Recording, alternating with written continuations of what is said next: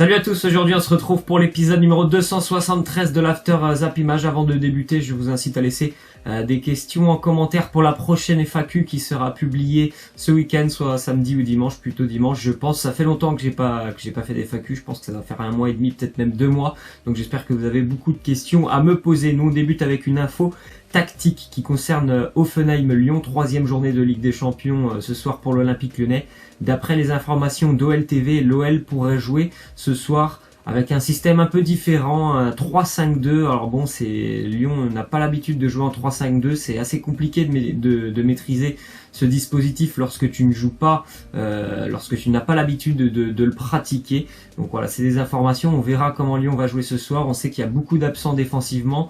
On sait aussi que Hoffenheim est une équipe très offensive. Cette équipe d'Hoffenheim, elle marque beaucoup. Elle a aussi beaucoup de problèmes défensifs. Donc on verra comment Lyon va s'organiser ce soir. Ensuite, on a une déclaration de Jean-Michel Aulas sur ce même match. Il nous dit: au regard de ce que j'ai entendu et du retour en forme d'Hoffenheim, le match nul serait véritablement un exploit et c'est ce qu'on est venu faire. Alors bon, parler d'exploit quand même pour Lyon, exploit de chercher un match nul chez Hoffenheim, il faut peut-être pas non plus abuser, c'est pas Manchester City qui est en face. L'exploit pour Lyon, c'était peut-être d'aller chercher les 3 points à Manchester City. Après, venir chercher un nul du côté d'Hoffenheim, c'est pas un exploit. Je pense que là, il a pas mesuré ses mots. Jean-Michel Aulas, j'ai quand même des inquiétudes par rapport au match de l'Olympique Lyonnais ce soir. Je vois des déclarations assez étranges depuis une semaine quand on parle de ce match. Je vois qu'il y a beaucoup de blessés. Je le sens pas trop, moi, le match de Lyon ce soir. J'espère vraiment me tromper. Ensuite, on a appris selon Kicker, quotidien allemand, que le Bayern s'intéressait à Nabil Fekir. Les médias allemands évoquent même un montant de 60 à 70 millions d'euros pour une future offre du Bayern Munich pour Fekir. On connaît la qualité technique de Nabil Fekir, son aisance technique. Je pense que il ferait pas défaut, loin de là du côté du milieu de terrain du Bayern Munich. C'est un joueur qui apprécie avoir le ballon. Le Bayern est une équipe qui a énormément la possession. C'est un joueur qui a le profil pour évoluer dans ce type de club. Le Bayern par exemple, le Barça, ou en tout cas des équipes qui ont quand même en grande majorité la possession de balle. Ensuite, on a une déclaration de Bruno Hübner, directeur sportif de l'Eintracht Francfort, sur Kevin Trapp, gardien prêté par le PSG. Il nous dit: il y a certainement une considération à garder Kevin au-delà de la saison actuelle, mais il est encore trop tôt pour se prononcer. Je pense que l'Eintracht Francfort a trouvé en Kevin Trapp un gardien quand même de très haut niveau, il faut le dire. Il n'avait pas la possibilité d'être le numéro 1 du côté de Paris, c'est pour ça qu'il est parti en Allemagne, et pour avoir du temps de jeu. C'est son pays, il le connaît très bien. Avec l'Eintracht Francfort, c'est un début de saison quand même plutôt pas mal.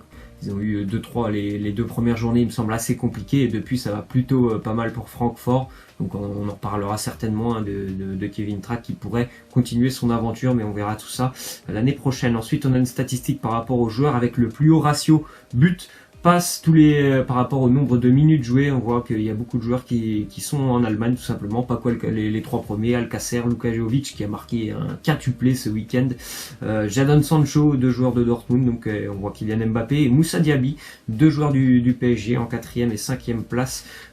C'est souvent quand même de très jeunes joueurs dans ce classement. Ensuite, on a la petite photo Instagram de Cristiano Ronaldo de retour à Old Trafford, là où tout a commencé, on va dire. Il a pas commencé à Manchester, mais c'est là quand même qu'on l'a vraiment, qu'il s'est révélé, on va dire, et avec une petite légende: merci pour l'accueil chaleureux, je me sens toujours à la maison ici. Très pressé de voir son retour dans le stade avec bien évidemment les supporters pour ce Manchester Juventus. Ensuite, on a une déclaration de Miralem Pjanic. Il nous dit: tout le monde a qualifié Paul Scholes d'extraordinaire, mais pas parce qu'il faisait des choses de fou en gardant les choses simples. Il s'est rendu spécial. Je pense que Ronaldo a appris des joueurs comme ça. Mais bien sûr, ça a dû l'aider, Ronaldo, dans sa carrière, de jouer notamment avec Scholes ou encore Ryan Giggs, des légendes de Manchester United, des joueurs qui, comme l'a dit Miralem Pjanic, n'ont jamais fait des choses extraordinaires. Tout était simple, mais tout était vraiment presque parfait avec eux, comme par exemple Xavi ou Iniesta du côté de Barcelone,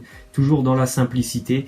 Et c'est souvent là qu'il y a de très belles choses qui sont faites lorsque les choses sont rendues simples. Ensuite, on a une déclaration d'Isco sur l'absence de Ronaldo. Il nous dit: on ne va pas chercher la solution à la crise à l'extérieur du club. Nous ne pouvons pas pleurer quelqu'un qui n'a pas voulu être ici. C'est constamment toujours des déclarations autour de Ronaldo du côté du Real Madrid. Les médias ne peuvent pas s'en passer. Bien évidemment, c'est une perte énorme pour le Real. Je pense que si les résultats du Real Madrid sont aussi mauvais. C'est certainement que c'est un petit peu lié à Ronaldo, c'est un petit peu lié à Zidane, c'est un ensemble. Mais bon, faut arrêter de leur poser ce genre de questions aux joueurs du Real. Je pense qu'ils en ont un petit peu marre. Ronaldo, il est plus là, c'est comme ça, il ne va pas revenir. Il faut qu'ils trouvent les solutions par eux-mêmes, les joueurs du Real. Ensuite, on a appris, selon Fred Hermel, correspondant RMC à Madrid, il est spécialisé en plus dans le Real Madrid, il nous a dit tout simplement que Julen Lopetegui normalement sera sur le banc du Real pour affronter le Victoria Pilsen avant d'être licencié, sans doute dans la foulée. Donc vraisemblablement ce sont les derniers jours de Lopetegui sur le banc du Real Madrid. Après, on a déjà un nom qui pourrait être le successeur de Lopetegui, ça serait Antonio Conte. Enfin, on verra tout ça parce que bon voilà, c'est pour le moment ce sont que des suppositions, mais il se pourrait bien que Lopetegui quitte le club dans les 48 heures. Ensuite, on a une déclaration de Lopetegui, le concerné. Il nous dit: si vous voulez voir un entraîneur abattu, ne me regardez pas, j'ai envie de gagner dès demain. Combattre est dans l'ADN de ce club, c'est ce que j'ai appris ici. Faudrait quand même mieux qu'il s'impose demain pour Victoria Pilsen. Peut-être que ça lui éviterait de quitter le club, mais même avec une victoire, je suis pas sûr qu'il sera encore là en fin de semaine, Julen Lopetegui. Après, bon, bien évidemment, il faut pas que le Real se laisse abattre. Et c'est sûr qu'ils ont une mauvaise période, mais il faut relever la tête. Ensuite, on a appris que la fédération anglaise allait ouvrir une procédure contre Marco Lani, et entraîneur adjoint de Chelsea, pour son comportement inapproprié lors de l'égalisation des Blues face à Manchester United de partout ce week-end, où il s'est dirigé tout droit vers le banc de José Mourinho en montrant sa joie, vraiment en exubérant sa joie devant le banc mancunien, ce qui a un petit peu provoqué une échauffourée. Ensuite, on a une déclaration de Ronaldinho. Il nous dit: le football est une question de joie, il s'agit de dribbler et de prendre du plaisir. Je privilégie toutes les idées qui rendent le jeu beau.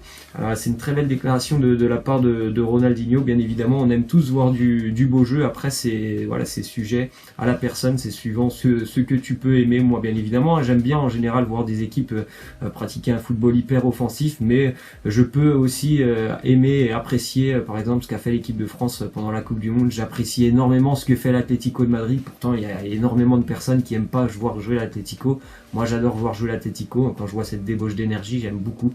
Donc voilà, il y a plusieurs idées pour gagner dans le football, et c'est tant mieux d'ailleurs qu'il y ait autant de variété, de philosophie de jeu. Ensuite, on a une petite stat par rapport à Mauro Icardi. Il a inscrit les 5 derniers buts de l'Inter Milan face à l'AC Milan, encore un pour ce week-end, avec ce but à la 92e minute. C'est vraiment le bourreau de l'AC Milan, Mauro Icardi, depuis quelques années. Résultat maintenant en Ligue 2, le RC Lens qui s'impose largement face au Gazélec d'Ajaccio, 5-0. Au bout de 27 minutes de jeu, il y avait déjà 4-0 pour le Racing, qui remonte donc à la 2e place du classement en Ligue 2. Le FC Metz toujours premier, Brest 3e à un petit trou avec le 4e, Lorient 21 points. C'est assez serré quand même ce classement de Ligue 2, même jusqu'à la 18e place. C'est quand même plutôt serré entre le 18e et le 10e. Il y a seulement 4 points d'écart. On voit une petite statistique d'ailleurs sur le RC Lens, un public toujours fidèle au Stade Bollaert, 29 000 spectateurs de moyenne, 5e meilleure affluence de France.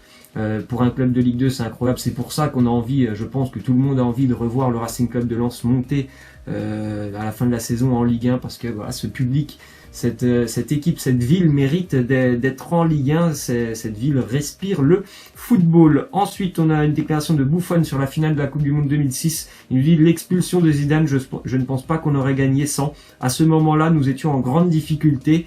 Et au moment du rouge, je n'attendais qu'un fait de jeu comme celui-ci pour nous relancer. Ouais, il le dit. Après, bon, je pense que tous ceux qui ont peut-être revu ce match, ils savent très bien que l'équipe de France aurait mérité de gagner. Après, voilà, dans le football, c'est pas toujours une histoire de mérite. Il y a souvent des résultats un petit peu contraires. Bon, ça avait été le cas ce jour-là, et c'est vrai que l'expulsion de de Zidane, avait quand même bien aidé l'Italie. Ensuite, une déclaration de Josep Maria Bartomeu, dirigeant du Barça. Il nous dit: il faut que nous ayons une réflexion en interne, et les cadres du club les cadres du club disent qu'il faut voter lors d'une assemblée, mais beaucoup de socios réclament un référendum. Je dois accepter que le nouveau logo ne plaît pas aux socios. Les socios sont les supporters qui font partie, on va dire, qui ont leur droit par rapport au club, qui ont le droit de dire ce qu'ils en pensent. Et voilà, le nouveau logo, comme vous le voyez, il ne plaît pas visiblement aux supporters du Barça. Ensuite, une déclaration de Zlatan après la victoire de Los Angeles cette nuit à Minnesota 3-1. Il nous dit: ces 52 000 supporters sont venus pour moi, pas pour supporter leur équipe Minnesota. Je suis venu, j'ai vaincu, je suis parti. Ces supporters locaux resteront avec ce souvenir en tête. Encore du Zlatan dans l'art. Le LA Galaxy s'est imposé notamment grâce à Zlatan et grâce à Romain Alessandrini. Ensuite, les résultats du PSV à Eindhoven en championnat des Pays-Bas. Ils ont les mêmes stats à peu près que le Paris Saint-Germain cette saison. C'est 9 matchs, 9 victoires en championnat, 36 buts inscrits, des 6-0, des 7-0, des 6-1. Le PSV qui va recevoir Tottenham en Ligue des Champions. Ils sont déjà leaders du championnat avec 5 points d'avance sur l'Ajax. On va terminer avec la question de fin. Laissez-moi en commentaire vos pronos pour le match Hoffenheim-Lyon de ce soir. Moi, je le sens pas, donc pour moi, c'est Hoffenheim qui va s'imposer 2-1. Laissez-moi en commentaire vos pronos et n'oubliez pas aussi de laisser en commentaire vos questions pour la FAQ. Moi, je vous laisse et je vous dis à demain. Ciao.